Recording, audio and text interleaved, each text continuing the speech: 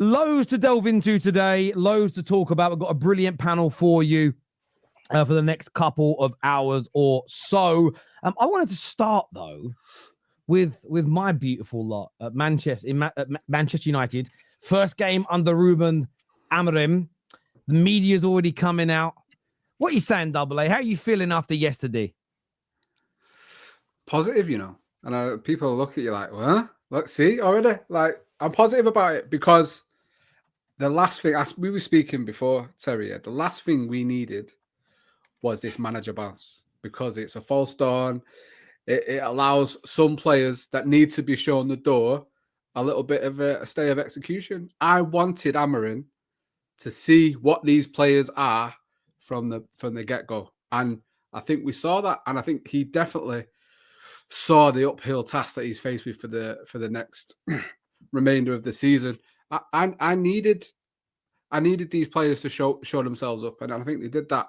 So I know which players need to go, and now he's going to start needing. I think a lot of United fans all know that we have a team that are absolutely terrible, and I think him coming out and saying, I think he kind of covered them a little bit actually in his post-match chat that was interrupted by Ed Sheeran, because he was saying, they were thinking a little bit too much, they're not really used to it and they need to do this. But really, we know they're not good enough. And I think they'll be shown to be not good enough to play the standard of football that he requires from his players. The big task for him, and I think it goes back 3-4 managers, are the club going to back him by getting rid of them? And there's some that are just going to stay regardless. And I think there's probably two or three that definitely need to be the first on the chopping block that could possibly stay because of contracts, because of status at the club.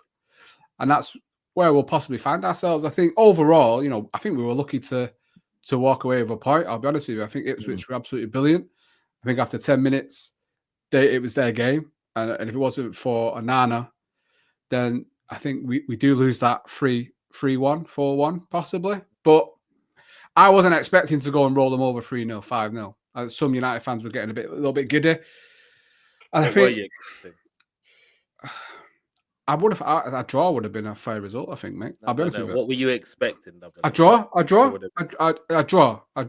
Because the reason why I'm asking you that question in particular, because we were last on the show together.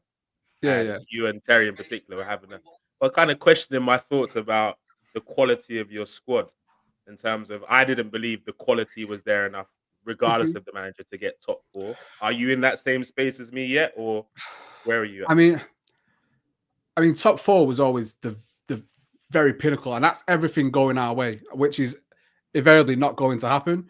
But I expect more from the players than what we saw the other day, because he's had 2 training sessions with everyone.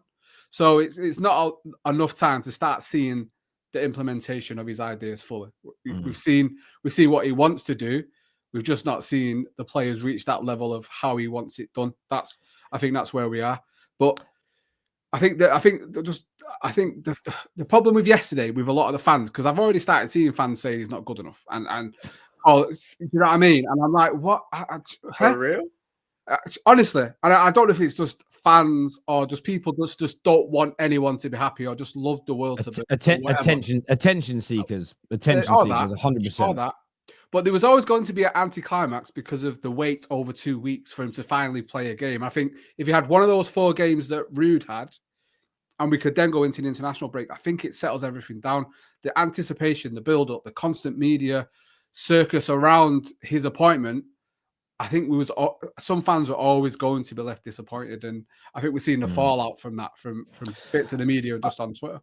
I agree. I just want to say before everyone else jumps in as well, I did predict us to score 3 or 4 goals, but that was based on, I thought some of these players would show up and give the manager that bounce by playing up a little bit in terms of playing above their level, actually putting a shift in, and they didn't.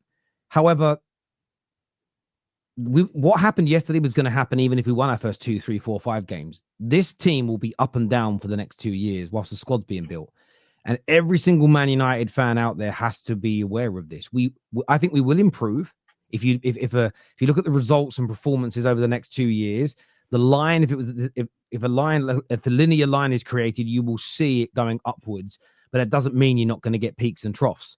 And I think that what I saw as well, there are some attention seekers, but I also think there's a lot of Man United fans who are still, and I don't know how to say this more politely, so I'm just going to say it what's in my head, that are still laboring under the delusion that all you need to do is get the right manager and your club's fixed. Every single time a manager's failing at the club, the debate is this squad can do X if the manager had better Y. And they've been wrong 5 times running, and it feels like they're wrong at the beginning of this 6th attempt. For me, my excitement isn't because Ruben Amorim is here. It's because we have the structure and we have the head coach for the first time since Sir Alex. But I still know it's going to take 2 to 3 years to get to a consistent level. Some Man United fans, I still think they are deluding themselves into believing you get a head coach who does good drills in training and we're back. This is a Frankenstein squad, 11 years of failure. There is no example that I can find, and if somebody else can, please send it to me, because I don't believe I know all, but I'm just saying I can't find it, of a team the size of Man United. What does the size matter? Because of the pressure that comes with being as big as us, who's been in the doldrums for 11 years and not challenged for a title, who's had one of their worst league finishes in 50 years in the previous campaign, had their worst start to a campaign ever the following season, and then just changed managers, and then within weeks been back to the peak level within their said league. There are no examples of this ever happening. So Man United fans need to wake up, smell the coffee, and understand this is a long road. But if you are accepting and you know that it's going to be up and down, it's going to take 2 years for 15, 16 members of this squad to go. If you learn to grow thick enough skin to ignore the tribalistic nature of rivals who have every right to create a pylon, that's their job, right? I get it. You've got to grow thick enough skin to stand. And this is where it becomes hard, Double A. It is very hard to stand up as a Man United fan and go, I'm going to have faith through this rebuild that's only just begun, because we're going to have loads of bad results. The manager said it. We're going to go through some pain getting to where we want to be. Some people, though, they do not have the strength mentally to go through that pain. So what they'll do is they will side with the rivals, and they will side with the Sun newspaper, and they'll create a pylon from the beginning. And as and when it starts to go right, they'll suddenly do a little bit of a U-turn and be like, I always knew. If it wasn't for me being mean and horrible and showing the standards, we wouldn't have got here today. I'm telling you now, as sure as eggs are eggs, that's exactly what's going to happen. Man United rebuild is not for the weak of mind. It is going to be hard. It is going to be difficult, and it's going to take time. That doesn't mean, by the way, I'm excited about the game on Thursday.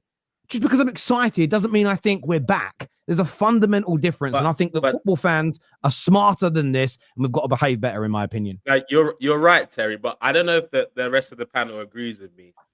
This wasn't the kind of vibes we were hearing over the last 2 weeks, that like the somber calmness, we need this and that. We were getting training videos talking about his Moncler outfits and his I don't know who blow. I don't know. I was hearing all sorts of things. Hey, and that's still gas, bro. Wait, hold on. And then Man United was saying, "What? We have a reason to be excited." Now I'm hearing calmness. Can I ask you a question, though, Rob? Can I ask you a question, though? On your point, did you hear that on the football terrace?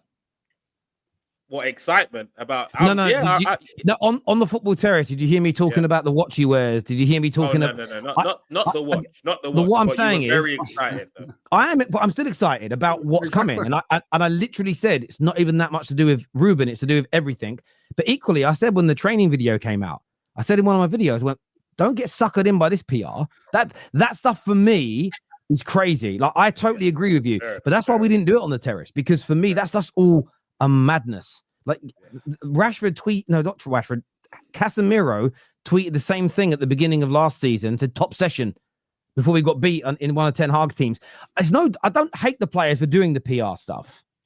I just don't buy into it. I just kind of leave it there. Does that make sense? But I get your point. There are Man United fans out there but I think what they do, Kunle, is I think they do it because it's double-edged. If we look good, they go, told you, I'm a genius. If it goes wrong, they go viral because people clip them up. It's all attention seeking. It's not real.